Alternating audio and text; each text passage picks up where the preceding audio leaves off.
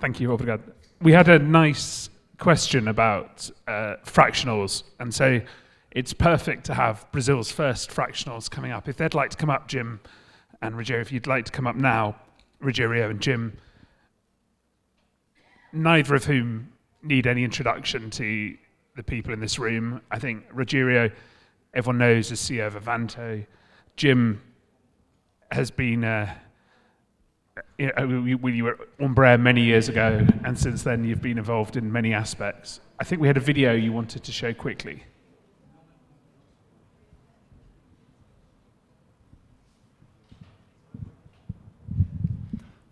São só algumas imagens do app que a gente pode ir falando enquanto as pessoas vêm.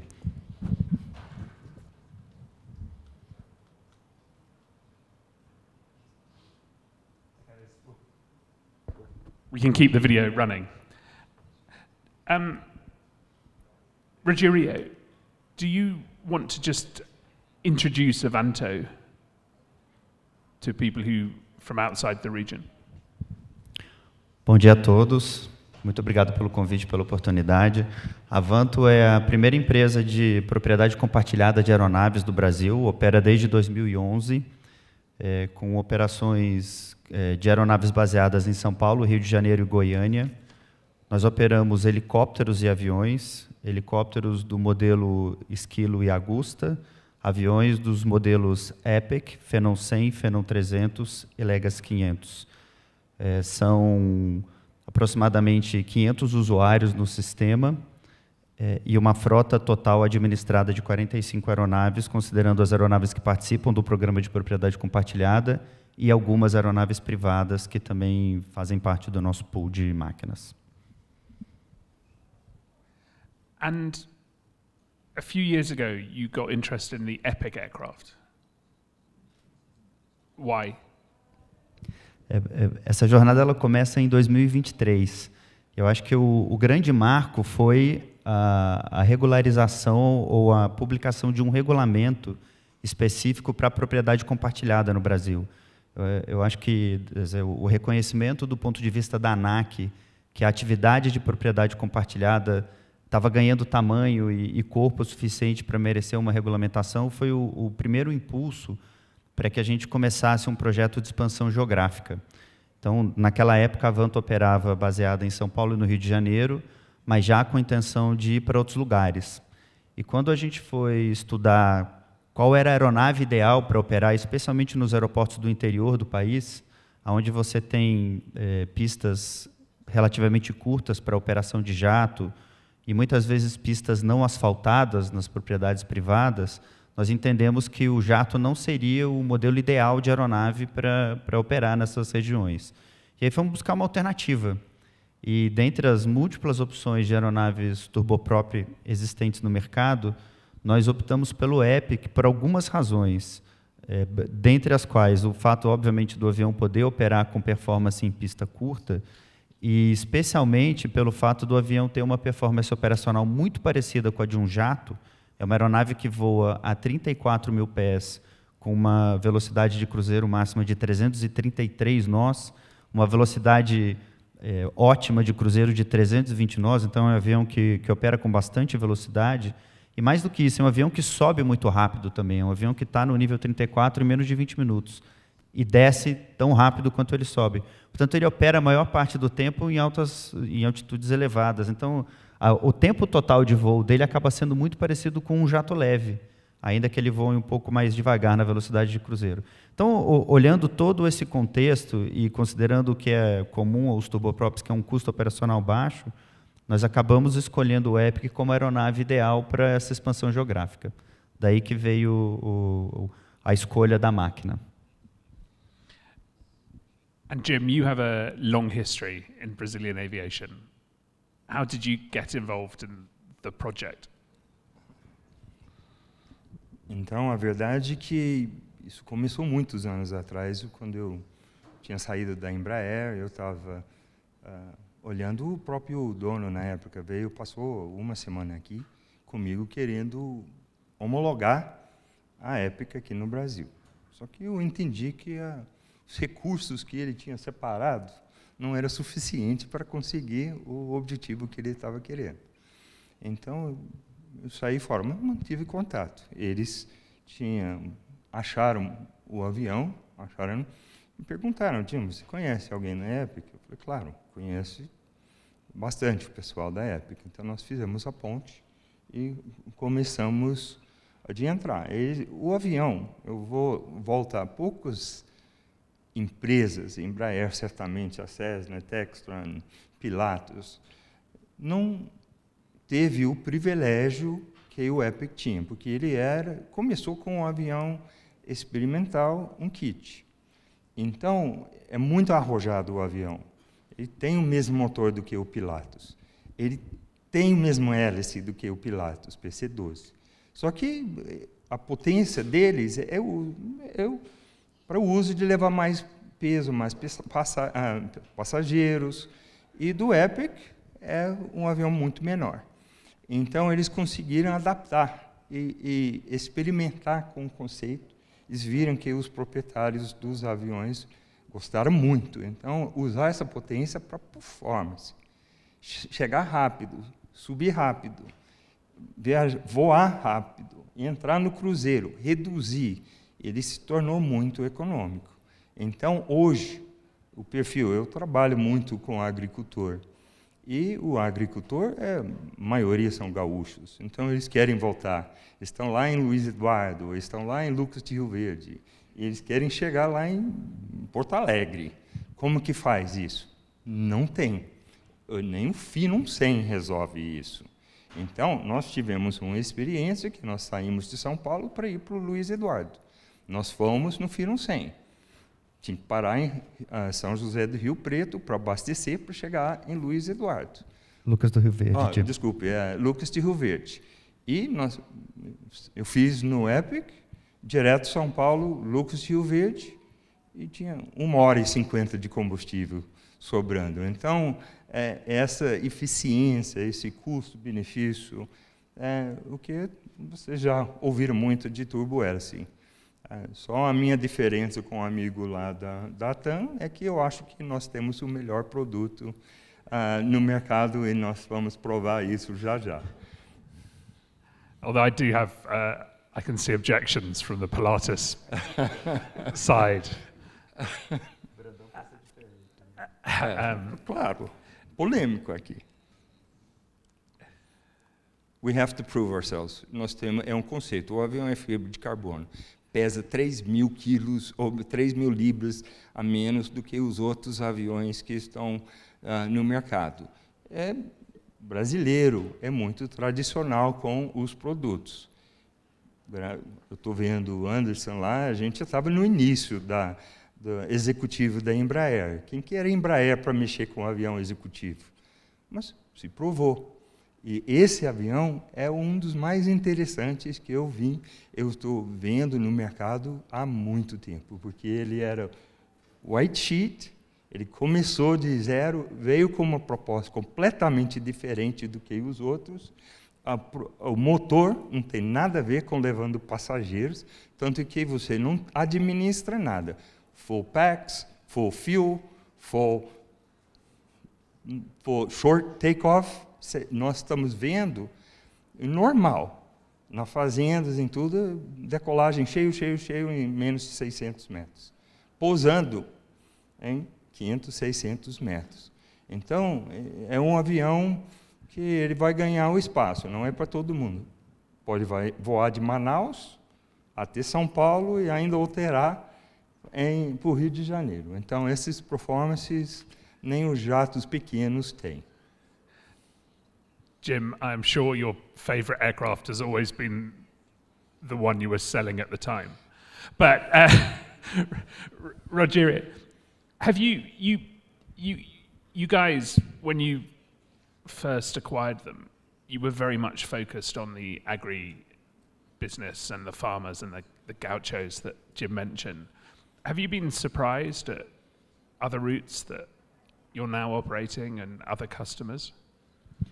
Aliás, esse é um excelente ponto, né? Quando a gente trouxe os aviões, realmente a ideia era usá-los fora do eixo Rio-São Paulo. Mas o avião tem feito muito sucesso por aqui também, né? Especialmente para aquelas pessoas que têm casas de praia em Paraty, que é uma pista super curta e você não consegue pousar com jato, ou mesmo Angra dos Reis e Trancoso, que são lugares relativamente pertos, e também para aquelas pessoas que têm negócios no interior ou a distâncias curtas e médias partindo de São Paulo e do Rio, que entenderam no Epic uma excelente alternativa para se voar. Especialmente com o que a gente vem vivendo em Congonhas, né? Porque desde da restrição da operação da pista principal para aeronaves com dimensão menor do que 14 metros, os jatos leves passaram a ter a performance bem limitada para sair de Congonhas. E aí o turbohélice de alta performance acabou sendo uma excelente alternativa. No nosso próprio programa de compartilhamento, a gente tem visto uma migração grande de clientes de Phenom 100 para Epic. É uma coisa impressionante e interessante de se notar. Okay, we have to go slower for the translators.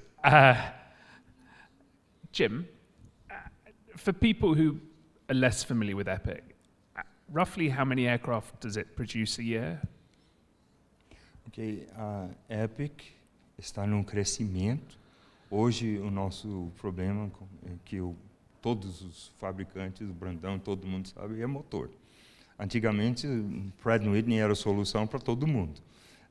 E hoje eles são um gargalo para todo mundo, porque a necessidade é muito maior do que... nessa altura, era para chegar nos 45, e esse ano nós vamos estar em 35, 36, por falta de disponibilidade de poder comprar os motores. Do you think, Rogério, you could sell more? Are you waiting for deliveries or?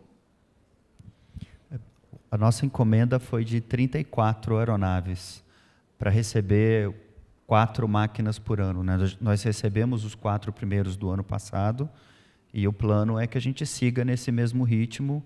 À medida que as aeronaves forem chegando, nós vamos abrindo bases em outras cidades. Então, como eu comentei, o primeiro lugar que nós escolhemos para colocar uma aeronave fora do eixo Rio-São Paulo foi Goiânia. Por algumas razões, Goiânia está no centro geográfico do país, é um voo relativamente curto para as outras regiões ali do agronegócio, especialmente, e também pelo fato de Goiânia, além de ser uma cidade que a economia orbita em torno do agronegócio, também tem outras indústrias importantes.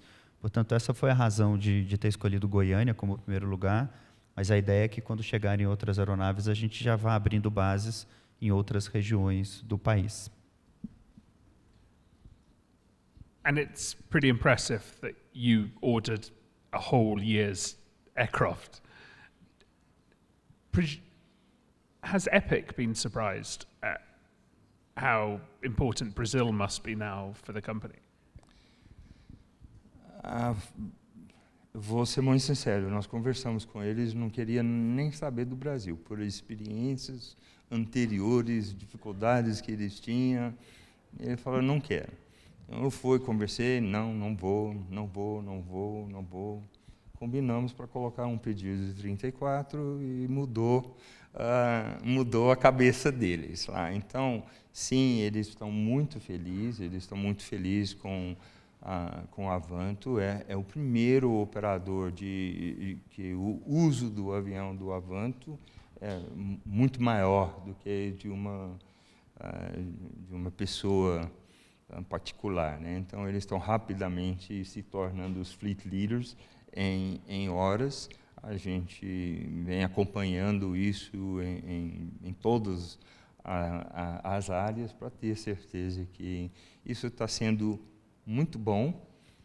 Nós fizemos outro programa de manutenção que atende eles e atende o mercado muito bem, e para razões de planejamento. Então, hoje, a forma tradicional de fazer manutenção é o cara vai lá e olha no avião e diz, eu preciso fazer isso, e daí pede a peça e daí demora. Então, nós estamos tentando estar bem na frente disso para não ter essas surpresas, essas demoras para peças e tudo. Então, and do you see opportunities in other Latin American Ok, countries? eu não estou, desculpe o pessoal de Argentina, eu não estou muito preocupado com os outros países ainda. O Brasil, nesse segmento, ele é o maior. Então, a gente tem que atender. Eu tenho uma representação de aviões agrícolas também, chamado Atrush, vende muito bem aqui. Eu neguei a Argentina, outro, porque a gente vende 75% da América Latina. Então, os outros é 2%, 10%, 5%. E estava, inclusive, eu tinha a Argentina no início, os outros, e eu acabei devolvendo para eles e colocando pessoas mais dentro do país para fazer isso. Aqui, nós estamos tendo entendemos que um avião, como alguém falou, os aviões estão encarecendo muito. Então, tem muitas pessoas que querem um avião inteiro. Se é um avião de basicamente 5 milhões de dólares, não é para todo mundo. Então, a solução para dar mais oportunidades é colocar no fractional ownership, onde eles têm o uso, mais capacidade, utilização. Então, hoje nós estamos atendendo os dois mercados tranquilos. And Rogério, final question. We've seen amazing demand for fractional in the US. I know you've had a very good few years. Do you see any signs of demand falling? Não, muito pelo contrário. Eu acho que esse momento onde as dificuldades de se operar uma aeronave só aumentam, né? Foi comentado aqui mais cedo da dificuldade de encontrar bons pilotos, do custo de aquisição, do custo de operação subindo, isso tudo somado à regulamentação que foi publicada em 2023 e a própria mudança de mentalidade das pessoas que têm procurado cada vez mais viver experiências únicas e cada vez menos ter ativos que sejam caros e subutilizados, vem fazendo com que a procura e a demanda pelo fractional cresça. Mesmo num eventual momento de redução da demanda por serviço de aviação executiva, o fractional ownership passa a ser uma boa alternativa pelas questões econômicas, né? Sem considerar a facilidade operacional de você não ter que se preocupar com a gestão do ativo ou com a disponibilidade da aeronave, porque na propriedade compartilhada, ainda que você tenha múltiplos donos por máquina, é garantido que sempre vai haver uma quando o cliente demandar o voo. Thank you so much. We've talked a lot about how important agribusiness is. So if everyone outside could drink as much coffee as possible now to keep it going. And thank you very much, Jim. Thank you, Ajay.